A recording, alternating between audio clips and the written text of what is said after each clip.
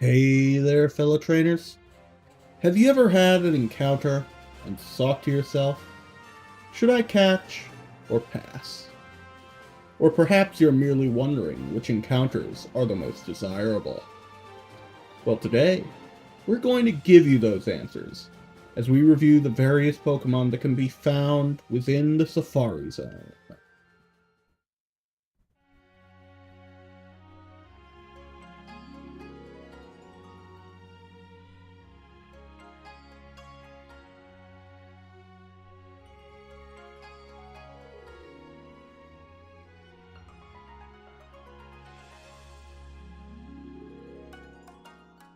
As we step outside of the Pokemon Center into the open air, we're caressed by a gentle breeze as the wind cuts through the branches, blowing the petals of cherry blossom trees along with it.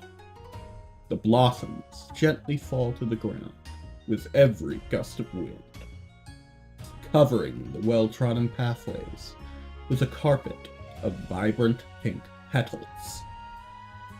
It's a beautiful sight to behold, which is further accentuated by the exotic yet familiar architecture of the surrounding buildings and the distant mountain ranges that encompass the northern border. From here, we make our way north to the Safari Zone Gatehouse, which divides Fuchsia City from a vast wildlife safari.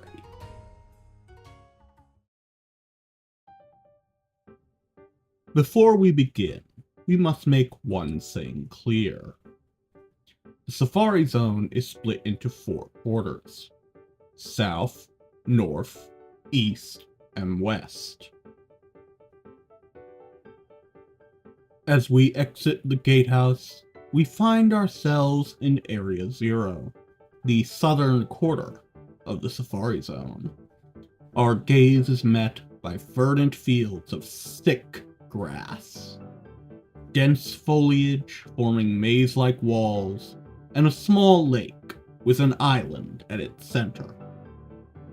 Amidst this panoply, we can find various Pokemon, such as Nidoran male, Nidoran female, Nidorino, Rhyhorn, Exeggcute, Paris, Parasect, Chansey, Tangela, Magikarp, Dratini, and Dragonair.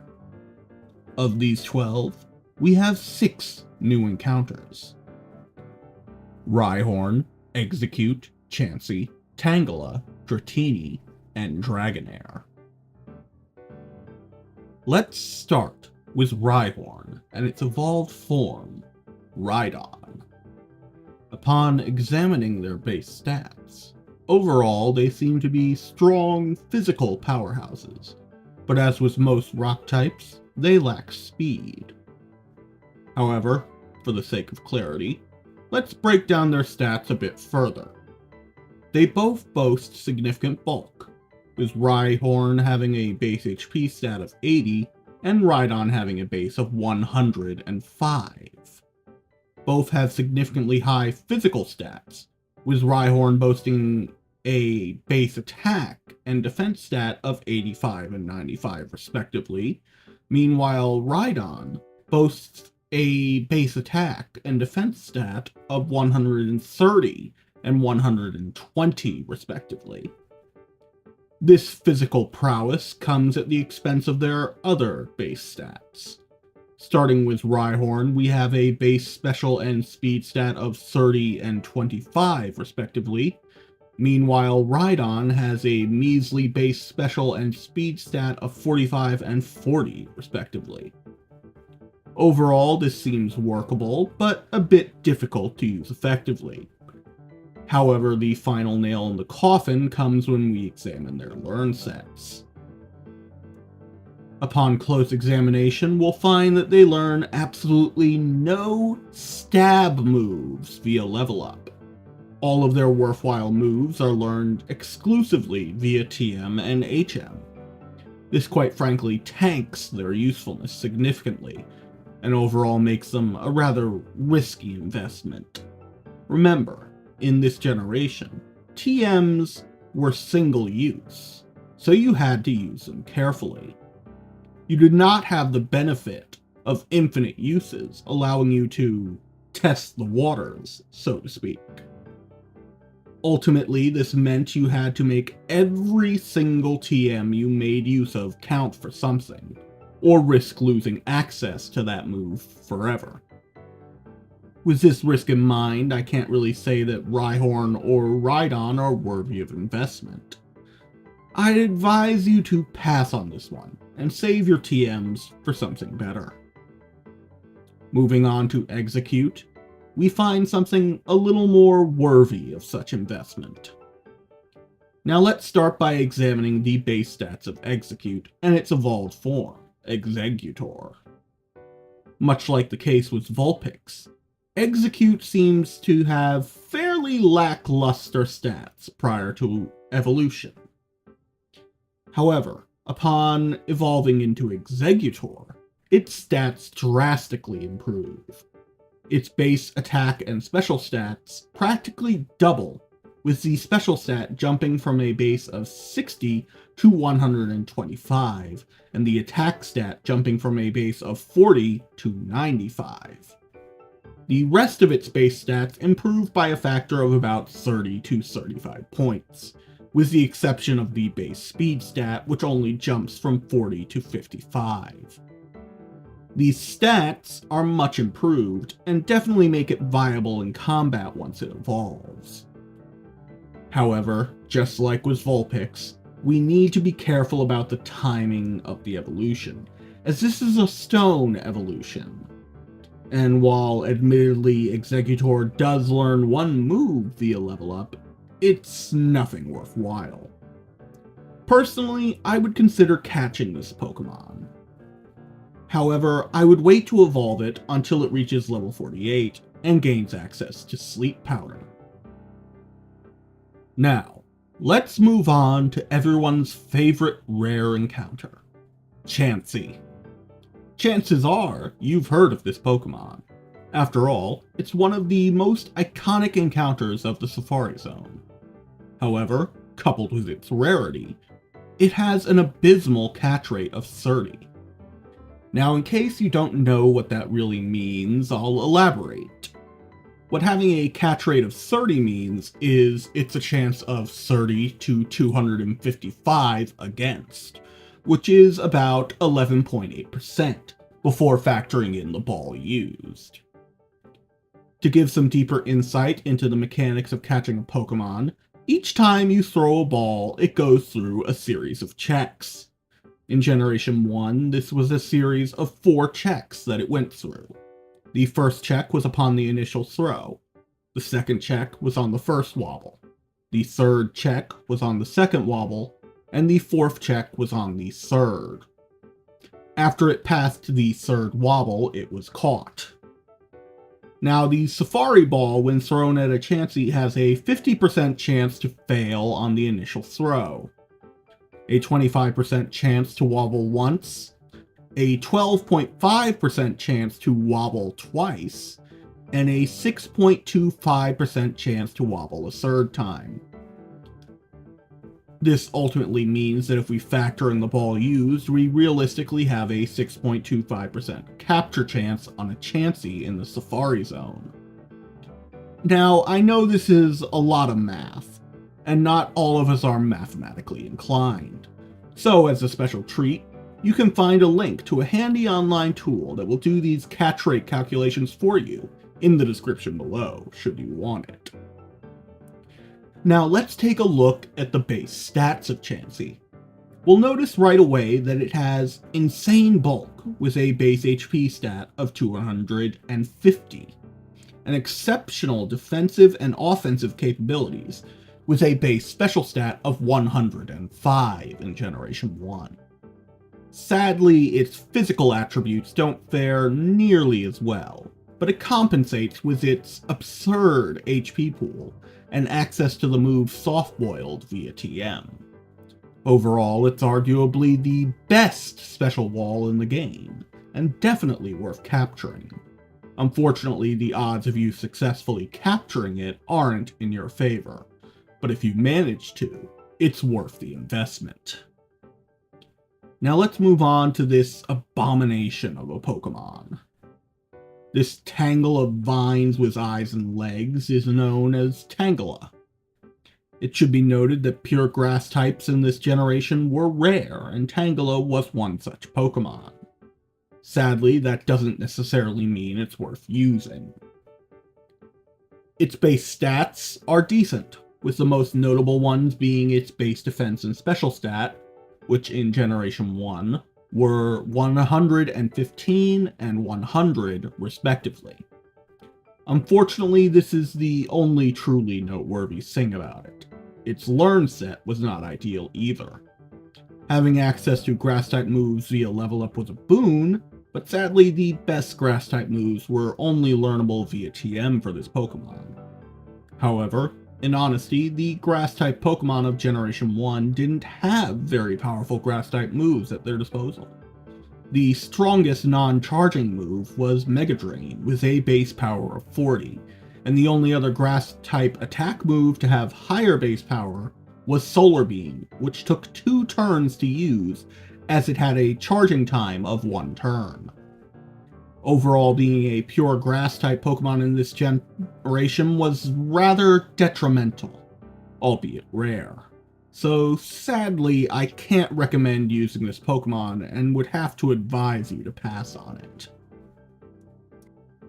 But let's shift our focus to something a little less depressing in the form of a fan favorite, the Dragon-type Pokemon, Dratini.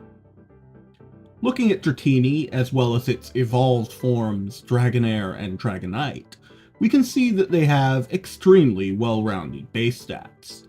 Their base attack stat, however, notably stands out as being superior over all the others, with Dratini having a base attack of 64, Dragonair a base of 84, and Dragonite a base of 134. Now, all Dragon-type moves were considered special moves until Generation 4 and the physical special split.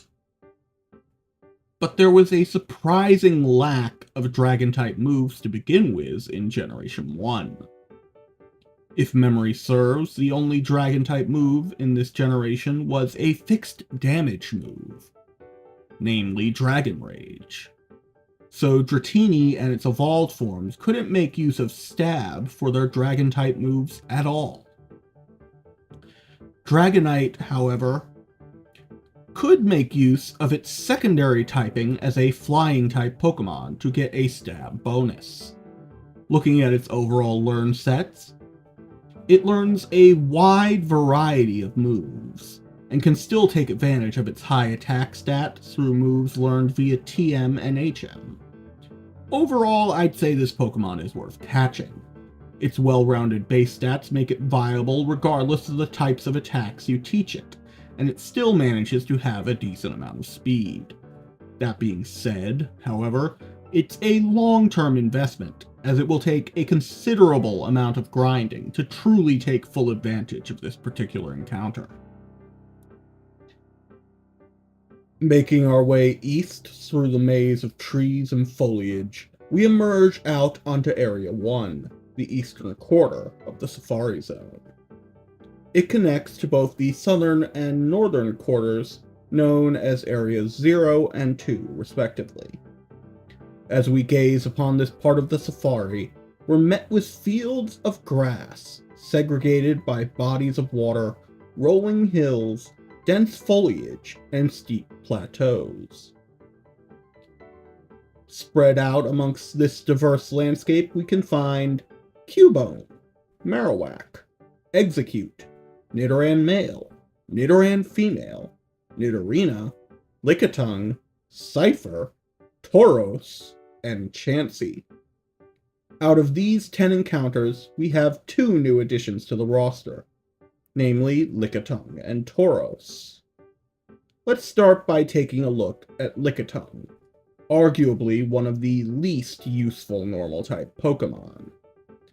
Looking at its base stats, it's fairly underwhelming. It has a decent amount of bulk with a base HP stat of 90 and a base defense of 75. But that's really the only good things I can say about it.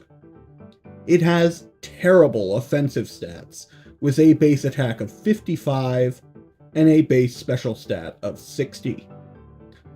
Add to this the fact that it's also slow as molasses with a base speed of 30, and you have something that I don't think anyone in their right mind would use. Overall, it's an extremely mediocre encounter that I would only catch for the sake of the Pokédex. Otherwise, it's a pure waste of time, and I'd recommend you simply pass on it. Now, Tauros is a real gem of an encounter that is sadly also very rare. In Generation 1, it was considered one of the best offensively oriented Pokemon available at the time, and a staple by competitive players. Tauros had decent bulk, with a base HP stat of 75 and a base defense of 95.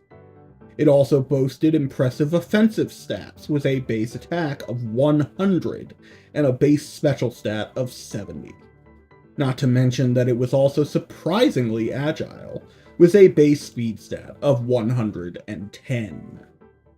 Overall, it had the stat spread to take advantage of almost any move type, and the speed to outrun most of its competitors. This made it exceedingly popular amongst trainers of the time. However, much like Chansey, it had an abysmal catch rate, though admittedly to a lesser degree. With a catch rate of 45, the odds were 45 to 255 against, or roughly 17.6% before taking the ball used into account. Now factoring in that it is always a Safari Ball, the chance of failure on the initial throw was 55.2%, with a 44.8% chance of moving on to the next check. The odds of the ball wobbling were 24.7% for one wobble, 13.6% for two, and 7.5% for three, after which it would be considered caught. Overall, it amounts to an average catch rate of 9.3%, which I'm sure might confuse you, as with Chansey, the odds of 3 wobbles was the same as the catch rate. This is simply not always the case, and there are a lot of calculations that go on behind the scenes in these games. That being said, I would recommend attempting to catch this one, as it's an exceptional Pokemon fit for anyone's roster. Carving our way onwards, we exit from Safari Zone's eastern quarter, Area 1, onto the northern quarter, known as Area 2. When we arrive, we're met by the sight of 2 large plateaus, verdant fields of grass, dense foliage, and 3 distinct ponds, which all combine to form a maze-like path from one side of the zone to the other. Now, if we stop to explore, we'll find the following Pokemon: Cubone, Exeggcute, Kangaskhan, Nidoran male, Nidoran female, Nidorina, Rhyhorn, Pinsir, and Cypher. Out of all of these, we have one new encounter, namely Kangaskhan. Of the various normal-type Pokemon in the game, Kangaskhan definitely manages to bring something new to the table. First, let's start with a breakdown of its stats. It has notable bulk, with a base HP stat of 105, and a base defense stat of 80. Kangaskhan also boasts impressive base attack and speed stats of 95 and 90 respectively. However, unlike Tauros, its base special stat is somewhat lacking, with a value of only 40. Normally, this would be a problem, as many of the strongest attacks in the game at the time were based off the special stat. However, Kangaskhan is fortunate to have access to a wide variety of moves that can take advantage of its superior base attack stat. Overall, I'd advise catching this one, if you can't get a hold of Tauros, This one can definitely pull its own weight. Finally, we make our way through Area 2, onto the western quarter of the Safari Zone, designated Area 3. Area 3 is divided into two sections by a steep plateau, dense foliage, and a small lake, which cuts straight through the middle of the area. On the northern half, we can find a lone hut, where we can obtain HM03 Surf from a Safari Zone employee. However, if we venture to the southern half, we'll find various Pokemon amongst the tall grass, namely Cubone, Marowak, Exeggcute, Nidoran Male, Nidoran Female, Nidorino, Pinsir, Tangela, and Tauros.